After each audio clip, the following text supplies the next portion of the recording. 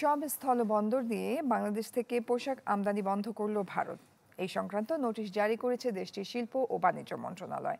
তবে আমদানি চালু থাকবে নবসেবা ও কলকাতা সমুদ্র বন্দর দিয়ে। নোটিশে আরও বলা হয়, পোশাকের পাশাপাশি আসাম, মেঘালয়, ত্রিপুরা, মিজোরাম, চ্যাংরাবান্ধা ও ফুলবাড়ি শুল্ক স্টেশন দিয়ে ফল, প্লাস্টিক, প্রক্রিয়াজাত খাবার, তুলা ও ফার্নিচার আমদানিও নিষিদ্ধ থাকবে। তবে মাছ, এলপিজি, ভোজ্য তেল ও পাথর আমদানির ক্ষেত্রে এই নিষেধাজ্ঞা থাকবে না। ভারত হয়ে নেপাল বা ভুটানে রপ্তানির ক্ষেত্রে বাংলাদেশের জন্য ওই নিষেধাজ্ঞা কার্যকর হবে।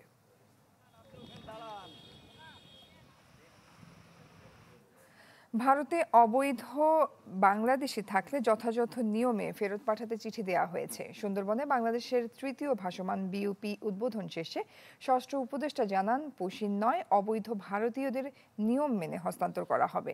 কৃষ্ণ সরকারের ক্যামেরায় হিরণ খানের রিপোর্ট। বাংলাদেশ ও ভারতের অভিন্ন বন হিসেবে দীর্ঘ সীমান্ত জুড়ে সুন্দরবনের অবস্থান। পৃথিবীর সর্ববৃহৎ এই প্রাকৃতিক ম্যানগ্রোভ বনের গহীনে জল সীমান্তের সার্বিক সুরক্ষা বরাবরই চ্যালেঞ্জিং। সীমান্ত সুরক্ষা, চোরাচালান দমন, মাদক পাচার রোধ, অবৈধ অনুপ্রবেশ, নারী ও শিশু পাচার প্রতিরোধ সহ যে কোনো আন্তঃসীমান্ত অপরাধ দমনে কার্যকর ভূমিকা রাখতে বয়সিংখালে নির্মাণ করা হলো ভাসমান বিওপির। উদ্বোধন করেন স্বরাষ্ট্র উপদেষ্টা। এ সময় সীমান্তে পুশ ইন প্রচেষ্টা নিয়ে সাংবাদিকদের প্রশ্নে তিনি বলেন, বাংলাদেশে থাকা অবৈধ ভারতীয়দের চিহ্নিত করে নিয়ম মেনেই ভারতে পাঠানো হবে। ব্রাহ্মণবাড়িয়া ওই সীমান্ত কিন্তু তারা পুষিনের চেষ্টা করছে। অবৈধভাবে ইন্ডিয়ান যারা আছে তাদের আমরা এইভাবে পুষবো কেন, আমরা যে প্রপার চ্যানেল আছে ওইভাবে পাঠাবো। যেহেতু এইভাবে অবৈধভাবে পাঠানোটা কিন্তু আইনত সিদ্ধ নয়। আমাদের বাংলাদেশি যদি কেউ ইন্ডিয়া থেকে থাকে, আপনারা প্রপার চ্যানেলে পাঠান। পুশ ইন ঠেকাতে স্থানীয়দের সহযোগিতা চান বিজিবি প্রধান। প্রতিরোধ করার আমরা চেষ্টা করছি, দেখছেন প্রতিনিয়তই। সত্যি কথা বলতে আজকে সকালেও কিছু পুশিং হয়েছে, আমরা তথ্য পেয়েছি। আমাদের বর্ডারটা এত বিস্তৃত, আসলে প্রতিটি জায়গা তো গার্ড করা সম্ভব না, এজন্যই আমরা জনগণের সাহায্য চেয়েছি। এরই মধ্যে বিএসএফ এর পুশিন চেষ্টা রোধে সীমান্তবর্তী এলাকায় কঠোর নজরদারি করা হচ্ছে। সম্প্রতি বাংলাদেশে বিভিন্ন সীমান্ত দিয়ে প্রায় 4 শতাধিক পুশিন করা হয়েছে।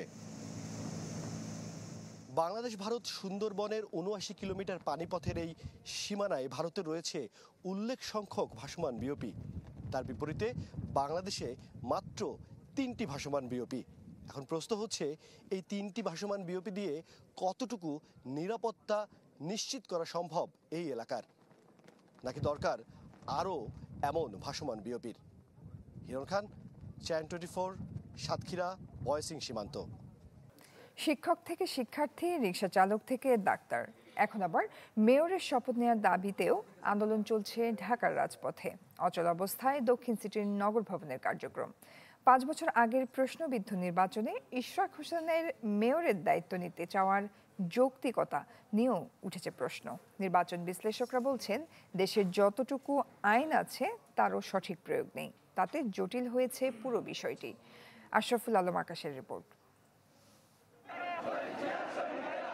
2020 সালের 1 ফেব্রুয়ারি ঢাকা দক্ষিণ সিটি নির্বাচন ছিল প্রশ্নবিদ্ধ। ভোট পড়ে 30%-ও কম। পরে ভোট কারচুপি ও অনিয়মের অভিযোগে ফলাফল প্রত্যাখ্যান করে বিএনপি। তবে জুলাই অভ্যুত্থানে ক্ষমতার পট পরিবর্তনে বদলে গেছে দৃশ্যপট। 5 বছর আগের মামলায় গেল 27 মার্চ আদালতের রায়ের পর 27 এপ্রিল বিএনপি নেতা ইশরাক হোসেনকে ঢাকা দক্ষিণ সিটি কর্পোরেশনের মেয়র ঘোষণা করে গ্যাজেট প্রকাশ করে নির্বাচন কমিশন। কিন্তু গ্যাজেট প্রকাশের 20 দিন পার হলেও ইশরাকের শপথের আয়োজন হয়নি। জানিয়ে ক্ষোভ প্রকাশ করে আন্দোলনে নেমেছেন তার সমর্থকেরা।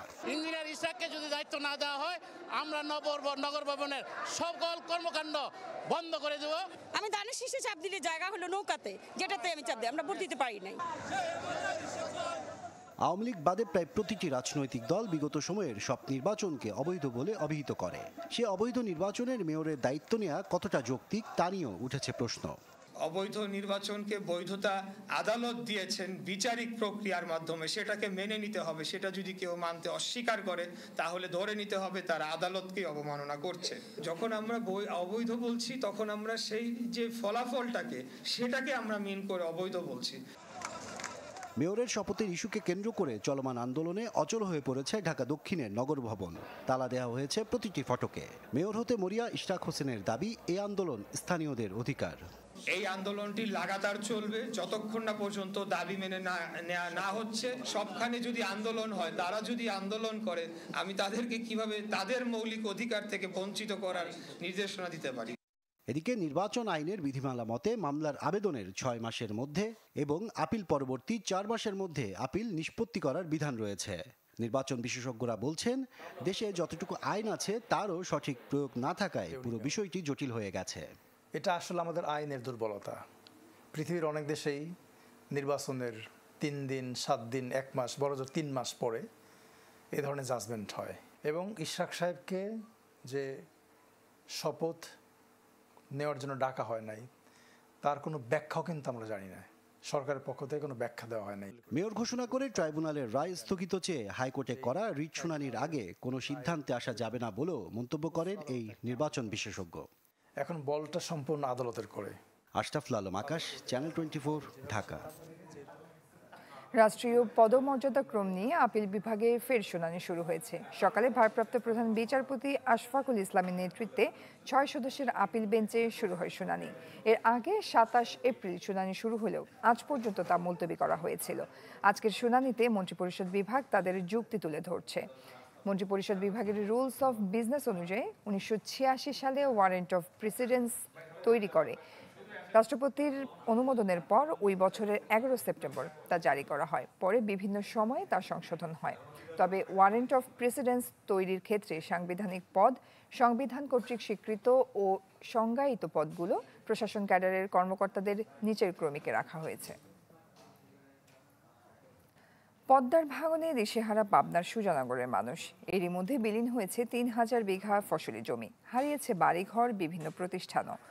দুর্ভোগ লাঘবে দ্রুত ব্যবস্থা নেওয়ার আশ্বাস পানি উন্নয়ন বোর্ডের। পাবনার সুজানগর উপজেলার সাতবাড়িয়া ইউনিয়নের কোল ঘেঁষে বয়ে গেছে পদ্মা নদী। চরাঞ্চলের মানুষের জীবিকা চলে এই নদী তীরবর্তী জমিতে ফসল উৎপাদন করে। অথচ প্রতি বছর সেই জমি বিলীন হচ্ছে নদীগর্ভে।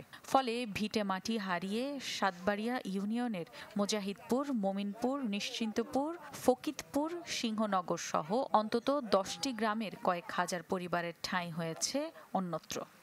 এই নদী ভাঙনে অনেক জমি, অনেক সম্পদ আমাদের নষ্ট হয়ে যাচ্ছে। এই সমস্ত গ্রামবাসীরা অন্য অন্য গ্রামে গিয়ে কোনো রকম ভাবে রাস্তায় ধারে বা কোনো রকম ভাবে বিল অঞ্চলে বসবাস করতে, যে কয়টা গ্রাম আছে যেটুকু আমরা নিয়ে আসি বাস করতেছি, সেই কয়টা গ্রামের যাতে আমাদের বাঁচানোর জন্য সরকারের কাছে আমরা আবেদন জানাই। এমন পরিস্থিতির মধ্যেও অসাধু চক্র নদী থেকে অবৈধভাবে বালু তোলায় ভাঙন বেড়েছে। সরকারি বেসরকারি প্রতিষ্ঠান সবগুলো ধ্বংস হয়ে যাচ্ছে। নদী শাসন ঠিকভাবে করা হয় নাই, যার জন্য আমাদের বাজারটা, প্রকৃত সাতবাড়িয়া বাজার যেটা ছিল সেটা অলরেডি নদীর মধ্যে। আমরা এই ব্যাপারে সংশ্লিষ্ট কর্তৃপক্ষের সঙ্গে অনেক যোগাযোগ করেছি। নদী শাসনের প্রয়োজনীয় ব্যবস্থা গ্রহণ করা হয়নি। পানি উন্নয়ন বোর্ড বলছে, জরুরি ভিত্তিতে 2 কিলোমিটার এলাকা অস্থায়ীভাবে ভাঙন প্রতিরোধে ব্যবস্থা নিতে ঊর্ধ্বতন মহলে প্রস্তাব পাঠানো হয়েছে। 2 কিলোমিটার প্রতিরক্ষা খুবই জরুরি, সেটার জন্য একটা নোটশিট দিয়েছি। পার্মানেন্ট ওয়ার্কের জন্য আমরা অলরেডি টেকনিক্যাল কমিটির যেভাবে সাজেশন করবে এবং সেই অনুযায়ী এর পরবর্তী আমরা বাজেট প্রাপ্তি সাপেক্ষে সে ব্যবস্থা আমরা নিব। সম্প্রতি ভাঙন প্রতিরোধে কার্যকর পদক্ষেপ নেয়ার দাবিতে মানববন্ধন করেছেন এলাকাবাসী। Desk report, channel 24। আন্তর্জাতিক প্রসঙ্গ। শক্তিশালী টর্নেডোর আঘাতে বিধ্বস্ত যুক্তরাষ্ট্রের 2 অঙ্গরাজ্য। এতে প্রাণ গেছে অন্তত 25 জনের, যাদের মধ্যে 18 জনের প্রাণহানি দেখেছে কেন্টাকি রাজ্য। মিসৌরিতে মৃত্যু হয়েছে আরও 7 জনের। 2 রাজ্যেই ধসে পড়েছে কয়েক হাজার বাড়িঘর। ঘন্টায় 200 কিলোমিটার বাতাসের ধাক্কায় ভেঙে পড়েছে গাছ ও বৈদ্যুতিক খুঁটি। এতে রাজ্য দুটিতে বিদ্যুৎ বিচ্ছিন্ন প্রায় 1.5 লাখ ঘরবাড়ি। সবচেয়ে বেশি ক্ষতিগ্রস্ত মিসৌরির সেন্ট লুইস শহর। অন্তত 5000 আবাসন পুরোপুরি বিধ্বস্ত হয়েছে। ঘরে ঘরে গিয়ে উদ্ধার অভিযান পরিচালনা করছে ফায়ার সার্ভিস। তাদের সংখ্যা ধ্বংসস্তূপের আড়ালে এখনও চাপা পড়ে আছেন অনেকেই, ফলে বাড়তে পারে মৃতের সংখ্যা।